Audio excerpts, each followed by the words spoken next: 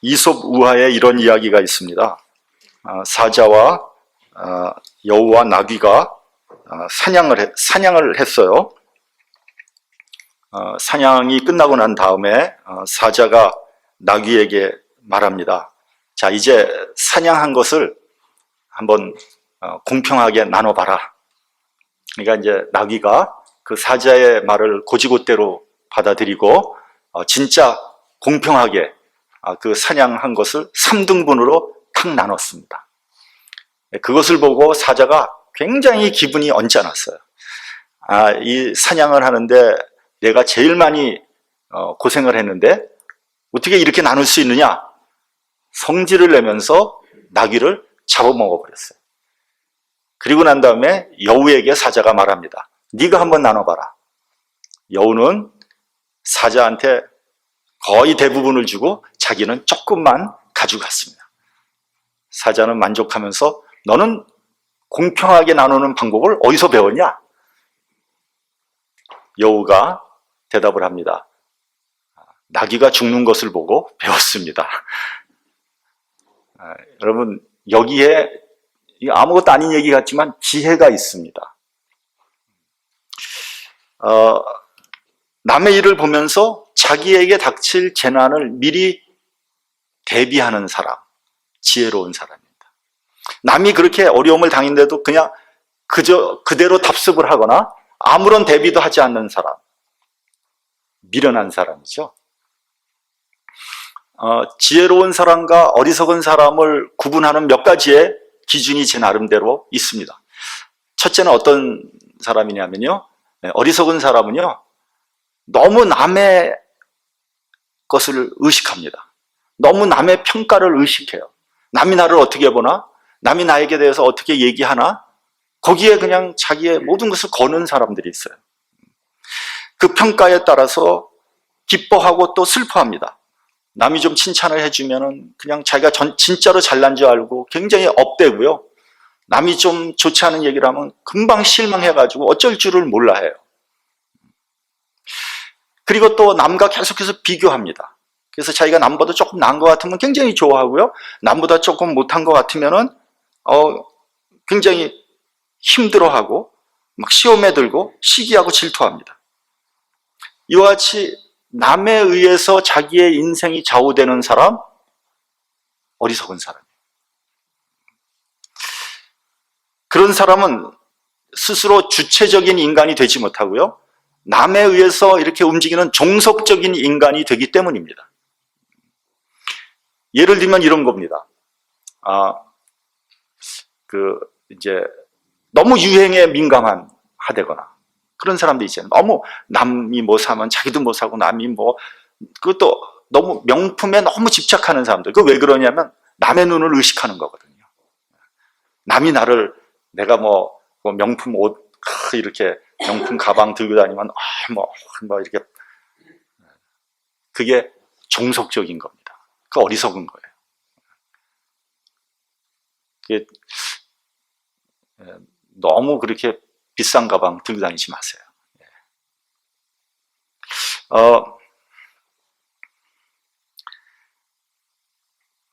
그러니까 남이 좋다고 하면 나도 좋고요. 남이 싫다고 하면 나도 싫어해요. 남이 하라고 하면 그대로 하고 남이 하지 말라면 또 하지 않아요. 자기 의견이 없잖아요. 그 남의 말이 옳은지 그른지를 판단해야 되지 않겠습니까?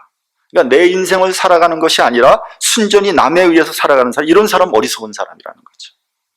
반면에 지혜로운 사람은요, 남의 말을 듣지만 자기 스스로 판단을 합니다. 이것을 해야 될지 안 해야 될지, 그리고 남의 잘못이나 남의 실수를 보고 자기 자신을 되돌아봅니다.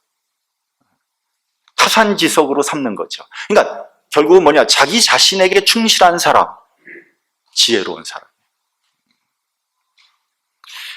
남을 평가하거나 비판하기 전에 자기 자신을 먼저 들여다보는 사람, 이게 지혜로운 사람이에요. 두 번째는요, 과거에 사로잡혀서 사는 사람들이 있어요. 족보 따지고 학벌 따지고 그래도 내가 왕년에 좀 한가닥 했는데 뭐 이러면서 그 시절을 그리워하고 이런 사람 치고 제대로 된 사람이 없어요. 또 과거의 상처에서 벗어나지 못하는 사람들도 있습니다. 과거에 억울했던 일, 과거에 섭섭했던 일에 사로잡혀서 한 발자국도 앞으로 나가지 못하는 사람, 이런 과거 지향적인 사람, 어리석은 사람이에요. 과거를 다 잊으라는 것이 아닙니다. 그렇게 할 수도 없어요. 그러나 과거를 거울 삼아서 새로운 미래로 나가는 사람, 이런 사람이 발전적이고 창조적인 사람 아니겠습니까? 이런 사람이 지혜로운 사람이라는 거예요. 미래지향적인 사람, 이런 사람이 지혜로운 사람이에요. 이런 사람은 미래에 반드시 다가오는 일들에 대해서 준비합니다. 어떻습니까, 여러분? 나는 미래를 준비하고 살아가고 있습니까? 나의 10년 후, 나의 20년 후를 생각하면서 살아가고 있습니까? 특히 젊은 사람들, 누구나 다 은퇴를 하게 됩니다. 은퇴를 미리 준비하고 있습니까? 그냥 어떻게 되겠지. 사실 저도 별로 준비하지 못했지만, 어떻게 되겠지 하고 있다가 보면은 시간이 흘러서 은퇴 시간이 돌아오는 거예요. 그러고 나면은 그 다음에 얼마나 힘든 삶을 살아갑니까? 요즘과 같이 100세 시대를 살아가는데 은퇴 후의 삶이 얼마나 깁니까? 더 나아가서 누구나 생명의 끝이 있습니다. 그날을 준비해야 될 거 아닙니까? 나는 준비하고 있을까? 우리 미국 사람들은 다 이제 보면은 유언장을 대부분 만든다고 합니다. 윌 만드는데 우리 한국 사람들은 만드는 사람들이 아주 적대요. 근데 여러분, 유언장을 미리 준비하지 않으면 나중에 심각한 문제에 봉착할 수 있습니다. 재산 때문에 싸움이 일어날 수도 있습니다. 사람이 이게 죽을 때가 되면요, 몸도 약해지지만 이 정신도 흐려지거든요. 그리고 판단력도 약해집니다. 그래서 제가 한번 그 뉴스인가에 봤는데, 한국에서는 이제 그렇게 몸이 약해지면 간병인을 쓰잖아요. 간병인. 이제 간병인을 쓰면요, 이제 사람들이 이제 자기가 약하니까, 몸이 약하니까 간병인을 그렇게 의지한다는 거예요. 자기 자식보다도 더 간병인을 의지한다는 거예요. 왜냐하면 늘 같이 있으니까, 늘 도와주니까. 근데 이 간병인이 유언장을 자기 이름으로 써놓는다는 거예요. 그래서 재산을 가로채고 또 그 자녀들과 재산 분쟁이 일어나는 일들이 비일비재하대요, 한국에서. 그러니까 어렵게 돈 벌어서 엉뚱한 사람에게 주지 말고 미리미리 준비를 해야 되지 않겠습니까? 준비할 게 없는 사람이야, 그러나 조금이라도 다 있잖아요, 사실은.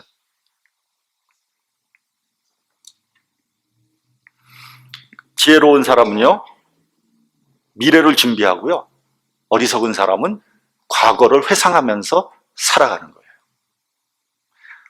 세 번째로는 비슷한 말 같지만, 어리석은 사람들은요, 쓸데없는 일에 집착하고 걱정합니다. 일어나지도 않을 일에 대해서 근심합니다. 예를 들면, 오늘 교통사고가 나면 어떻게 하지? 요즘에 파리에서도 테러가 일어나는데, 테러가 일어나면 어떻게, 그런 일이 일어날 수도 있고, 일어나지 않을 수도 있어요. 그러나 괜히 밑도 끝도 없는 그런 걱정과 근심하면서 그냥 고민하는 사람들이 있어요.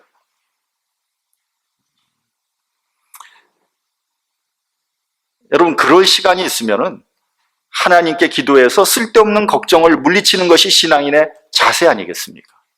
예수님께서 뭐라 그랬습니까? 너희가 염려한다고 너희 키를 한 자나 더 할 수 있겠느냐? 염려한다고 내 키가 한 자가 더 자라납니까? 그 무슨 말씀입니까? 쓸데없는 걱정하지 말라는 거예요. 그 뉴스를 봤는데, 핵전쟁이 일어나도 안전할 수 있는 그런 집을 지하에 지어놓고 굉장히 비싼 가격으로 팔고 있다는 거예요. 그리고 그 안에는 몇 년치 식량, 물, 모든 것을 다 완벽하게 준비를 했다는 거예요. 무지무지 비싸요. 근데 그걸 또 많은 사람들이 살려고 한다는 거예요. 여러분 어떻게 생각하십니까? 저는 그거 어리석은 짓이라고 생각해요. 핵전쟁이 일어나면은 그날이 심판의 날이고 종말의 날이지 뭐 그 안에서 또 살려고 합니까? 여러분, 이 세상에서 갖고 있는 핵이 이 세상을 수십 번을 다 멸망시켜도 남을 만한 핵이 있다는 거예요. 어떻게 살아남겠습니까? 또 설사 살아남아 저 혼자 살아남아서 뭐 하겠습니까? 여러분, 오늘 설교의 제목은 그날입니다. 그날. 저는 오늘 본문에서 제일 중요한 단어를 그날이라고 봤습니다. 그날은 어떤 날입니까? 하나님 앞에 서게 되는 날이에요. 심판의 날입니다. 그날은 반드시 오게 될 것입니다. 만물은요, 시작이 있고 끝이 있습니다. 불교는 윤회설이잖아요. 끝도 없는 거 아니에요. 근데 기독교는 그렇지 않습니다. 시작이 있고 끝이 있는 겁니다. 계시록을 보면 하나님을 뭐라 그랬냐면 알파와 오메가의 하나님. 이 말은 무슨 말이냐면 창조의 하나님, 즉 시작의 하나님이고 마지막 마무리하는 마지막의 하나님이라는 거예요. 여러분, 우리의 인생도 시작이 있고 끝이 있습니다. 우리가 어렸을 때는 시간이 굉장히 느리게 지나가죠. 어릴 때는 뭐 하루가 굉장히 길어요. 뭐 1년이 엄청나게 길어요. 근데 저도 이 나이 되고 보니까 시간이 굉장히 빠른 거예요. 저보다 더 위에 계신 분들은 더 빠르겠죠.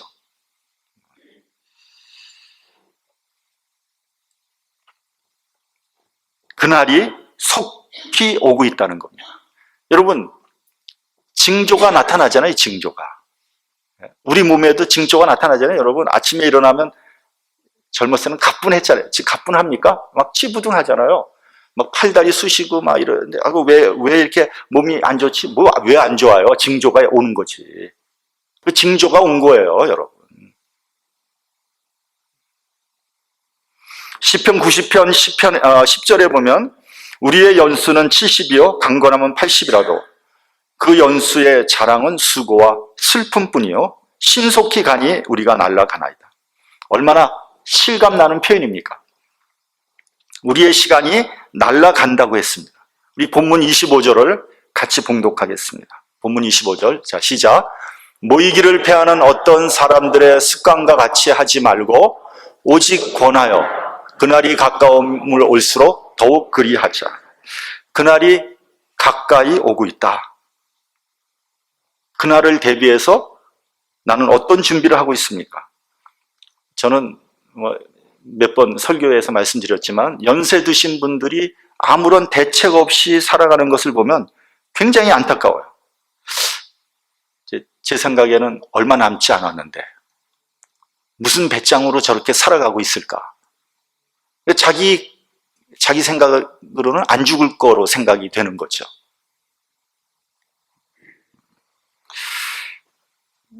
여러분, 심장마비로 우리가 보통 죽으면 편하다 그러죠. 심장마비로 죽는 것보다 조금 고통스럽지만 암으로 죽는 것이 훨씬 낫습니다. 왜냐하면 준비할 수 있잖아요. 최소한 1, 2년 준비하잖아요. 하나님 앞에 서게 될 때 후회하게 되면요, 이미 늦은 거예요. 오늘 본문을 보면 모이기를 패하는 사람들 같이 하지 말라고 했습니다. 저는 이 말씀을 대할 때마다 목사로서 사실 마음이 좀 불편해요. 우리 교회뿐이 아니라 요즘 모든 교회들이 모이기를 패하고 있죠. 안 모입니다. 과거에는 수요예배, 3일 예배라 해서 일주일 중간에 예배 드려야 된다. 많은 사람들이 교회당이 꽉꽉 찼었어요. 또 금요 기도회 대부분 수요일하고 금요일 요 정도는 교회에 갔습니다. 또 새벽 기도도 가능하면 참석하려고 그랬어요. 그러니까 열심히 신앙생활을 하려고 했죠.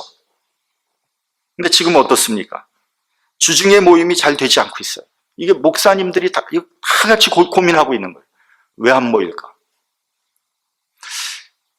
지난 금요일 같은 때는 우리가 그 찬양 예배로 드렸죠. 지금 전 세계를 돌아다니면서 그 찬양으로 선교하는 그런 목사님 부부 모셔다가 찬양 예배를 드렸습니다. 굉장히 좋았어요. 한 1시간 반 정도 하는데 지루하지 않았어요. 전혀. 보통 지루하잖아요, 예배가. 근데 지루하지 않았어요. 근데 참 안타까운 게 뭐냐? 사람이 안 왔어. 썰렁한 거예요. 그래서 그 목사님 부부가 또 아틀란타에서 또 사역자까지 하나 데려와서 열심히 찬양, 은혜 받았어요.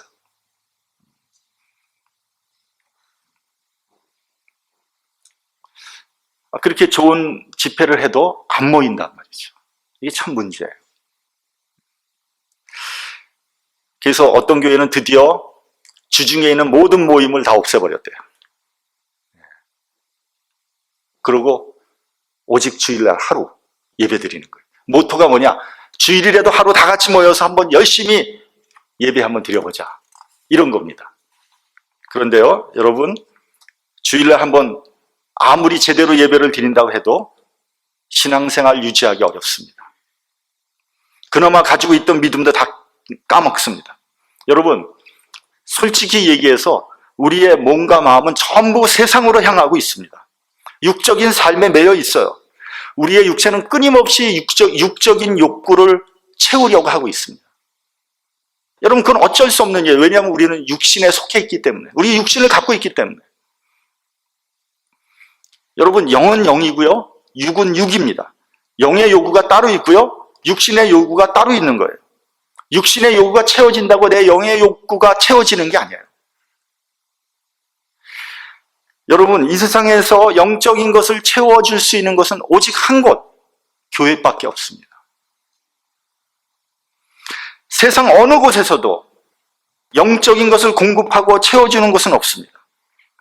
오직 교회만이 세상으로 향해서 자꾸만 나가려고 그러는 그 우리의 마음을 하나님께로 끌어당기는 것은 교회밖에 없어요.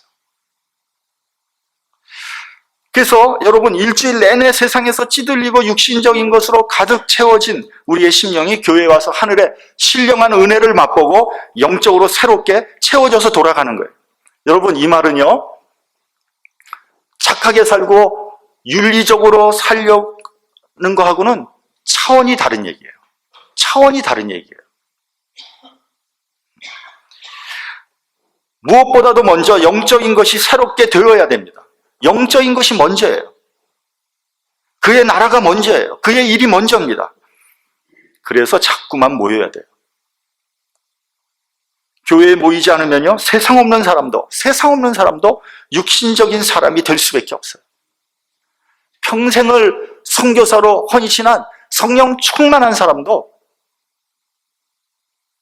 여러분, 교회에 자주 오지 않으면 육신적인 사람이 될 수밖에 없어요.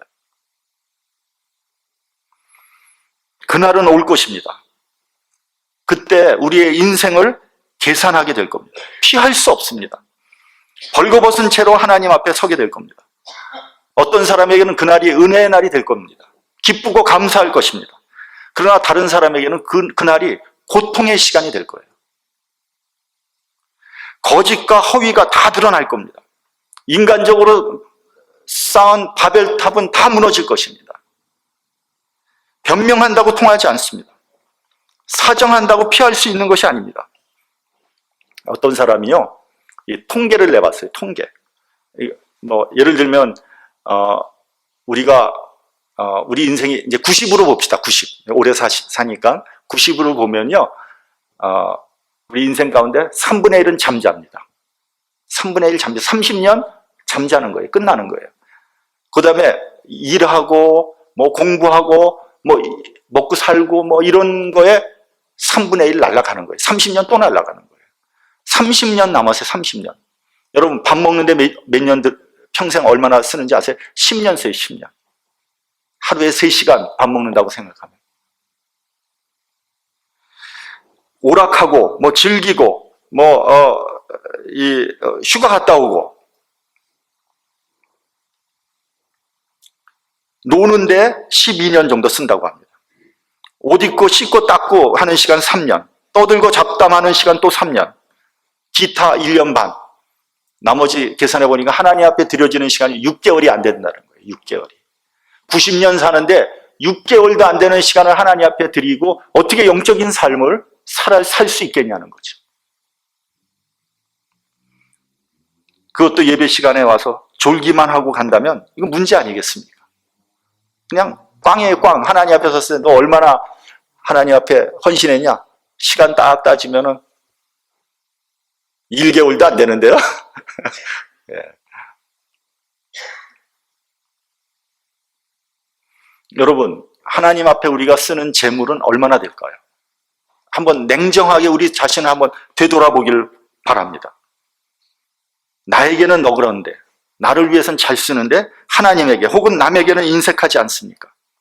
예수님께서 약하고 가난한 자에게 한 것이 곧 나에게 한 것이라고 했는데 어떻습니까? 저는 여러분들에게 괜히 뭐 이렇게 스트레스 주려고 하는 말이 아닙니다. 핫타임 주려고 여러분들에게 말씀드리는 게 아닙니다. 나중에 그날에 하나님 앞에 섰을 때 우리가 정산하게 될 때를 생각하라는 거죠. 미리 대비하는 그런 사람이 지혜로운 사람이라는 거죠. 그날이 가까이 올수록 모이기를 힘쓰라 했습니다. 기왕에 모이는 것, 신령과 진정으로 예배 드리기 바랍니다. 예배에서 은혜를 받아야지 헌신할 수 있고 희생할 수 있는 겁니다. 교회에서 하도 전도하라 그러니까 어떤 사람이 이렇게 말을 했습니다. 아니, 지금 나도 겨우 나오는데 도대체 누구를 전도하란 말입니까? 여러분, 신앙생활에서 은혜 받지 못하고 예배에서 영적인 것을 공급받지 못하면요, 전도 못합니다. 희생 못합니다. 헌신 없습니다. 여러분.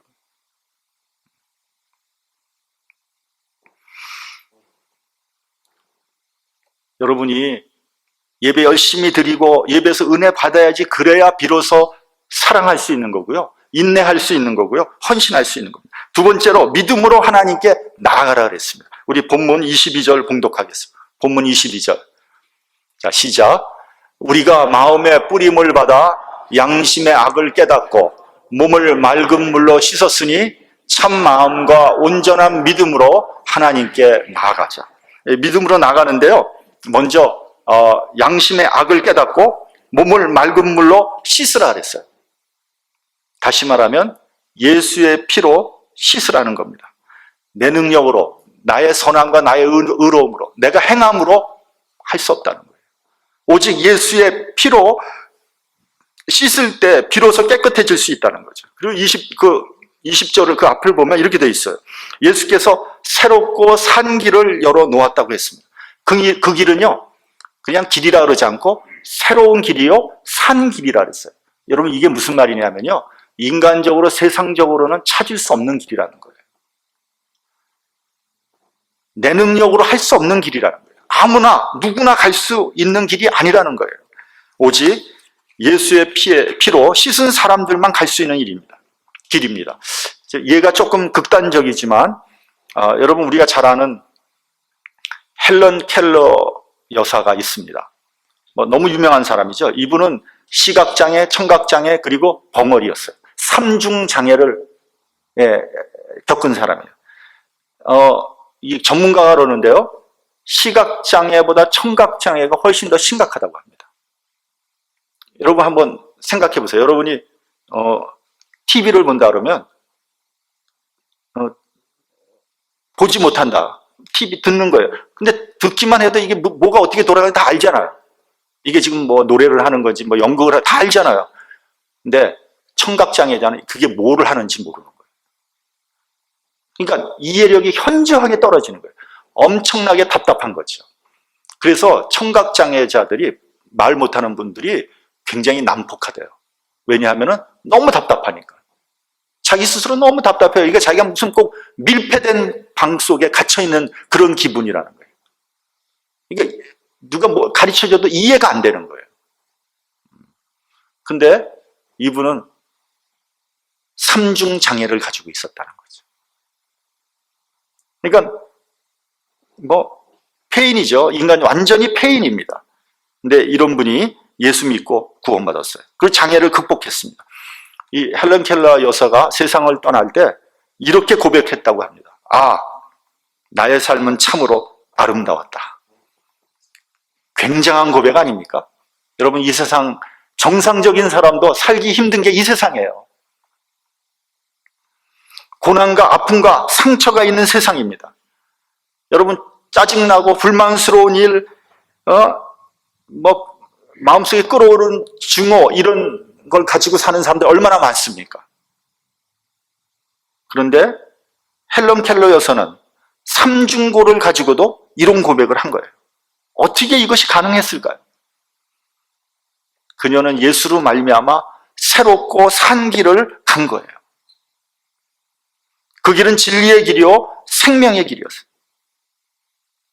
셋째로 본문 23절을 보면 소망을 움직이지 말고 굳게 잡으라 그랬어요. 제가 전에도 한번 말씀드린 것과 같이 여러분, 소망과 희망은 다른 거예요. 희망은 인간적인 기대입니다. 그 기대는 이루어질 수 있고 이루어지지 않을 수도 있어요. 이루어지면 좋고 이루어지지 않으면 할 수 없는 거예요. 그러나 소망은 다릅니다. 소망은 반드시 이루어지는 거예요. 왜요? 거기에는 하나님의 약속이 있기 때문에. 본문에서도 하나님은 믿으시니, 즉 믿을만 하시니 하나님의 약속을 굳게 잡으라고 했습니다. 여러분, 소망은요, 내가 힘과 능력이 떨어져도, 내 정신력이 흐려져도, 내가 치매에 걸려서 앞뒤를 분간하지 못한다고 해도 그 소망은 이루어집니다. 왜요? 하나님이 약속하셨기 때문에. 그것을 붙잡으라는 거예요. 우리 예수 믿는 사람들은 그것을 붙잡아야 되는 거예요. 이 세상적인 거, 쓸데없는 거, 인간적인 거 아무리 붙잡아봐야, 돈 아무리 붙잡아봐야 소용없어요. 하나님의 약속을 붙잡는 여러분이 되시길 바랍니다. 마지막으로 본문 24절을 봉독하겠습니다. 본문 24절. 자, 시작. 서로 돌아보아 사랑과 선행을 격려하며. 서로 돌아보라 그랬습니다.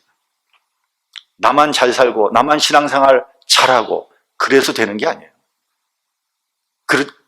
나 신앙생활 열심히 했다, 나 잘 살았다, 다른 사람 하나도 돌아보지 않았다, 그거 하나님 앞에 쓰면 계산하는 거예요. 얼마나 돌아봤냐, 얼마나 기여했냐, 얼마나 헌신했냐. 그래서 하나님께서 우리에게 교회를 주시고 여러 성도들과 함께 신앙생활 하도록 한 거예요. 왜요? 서로 돌아보라고. 그래서 성도의 교제가 중요한 겁니다. 어떤 사람은 예배만 드리고 휙 가버리는 분이 있어요. 굉장히 똑똑한 것 같지만 사실은 절름발이 신앙생활을 하고 있는 겁니다. 사도행전 2장에 나오는 초대교회를 보십시오. 모여서 기도하고 예배드리고 찬송하고 같이 떡을 떼며 성도의 교제를 하고 봉사했습니다.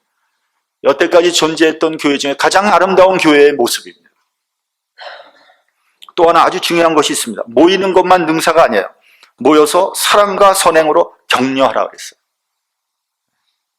내가 먼저 사랑하고 선행함으로써 다른 사람들을 격려하라 그랬어요. 그 사람들도 사랑할 수 있도록, 선행을 베풀 수 있도록 그렇게 하라는 거예요.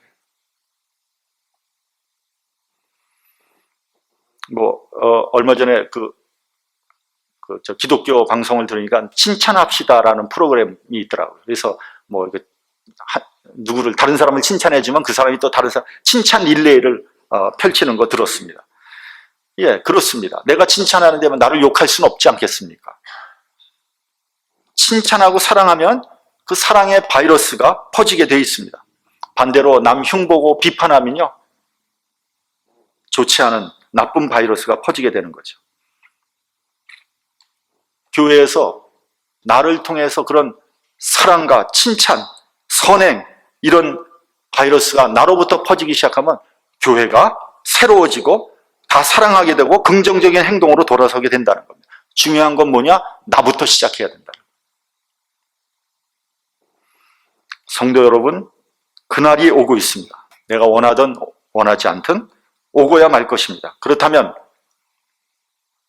그리고 그날 정확하게 하나님 앞에서 계산될 겁니다. 그렇다면 오늘부터 내가 해야 될 일은 무엇이겠습니까? 사도 바울은 디모데후서 4장 7절에서 이렇게 말씀하고 있습니다. 내가 선한 싸움을 싸우고 나의 달려갈 길을 마치고 믿음을 지켰으니 내 앞에 의의 면류관이 예비되어 있다. 여러분, 이것이 성도의 길입니다. 그 밝은 미래를 바라보고 소망을 굳게 잡고 오늘을 살아가는 겁니다.